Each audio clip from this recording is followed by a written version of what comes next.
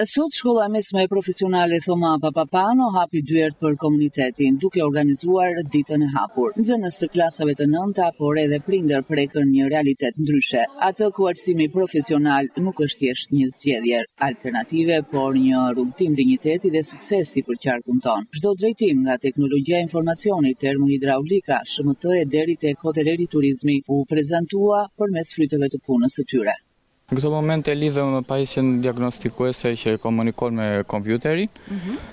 Vëjmë të dhënat e makinës dhe i bëjmë autoscan dhe kjo na nxjerr defektet ose kodet e errorit që ka makina.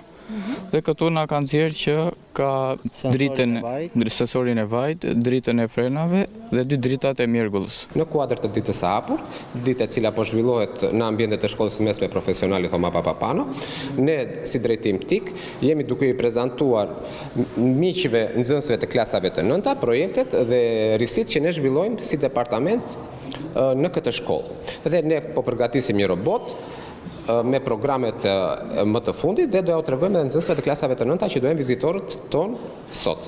Dita e hapur vjen në vazhdimsi të aktiviteteve që synojnë promovimin e kësaj shkolle dhe thithjen e sa më shumë të rinjve drejt arsimit profesional.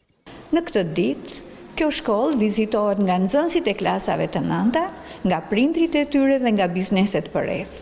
Qëllimi është prezantimi i ofertës së shkollës dhe njëkohësisht njohja e tyre me produktet dhe shërbimet që nxënësit e kësaj shkolle ofrojnë.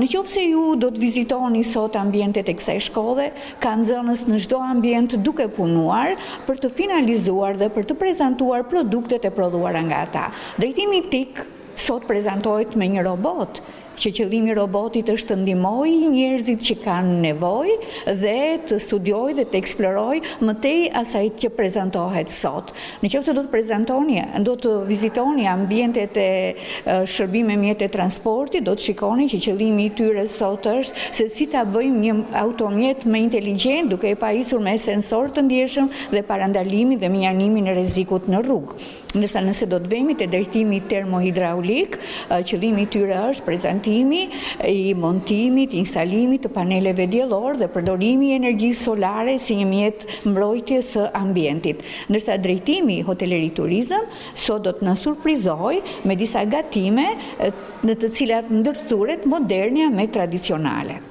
Ky aktivitet bëri bashk familjen dhe shkollën në një mision human, t'u japim të rinjve tanë një rënjë të fortë ku të mbështeten dhe një krah për të fluturuar këtu, në vendin e tyre. Kjo ishte edhe motoja e kësaj dite në shkollën profesionale Thoma Papapano në Gjirokastër.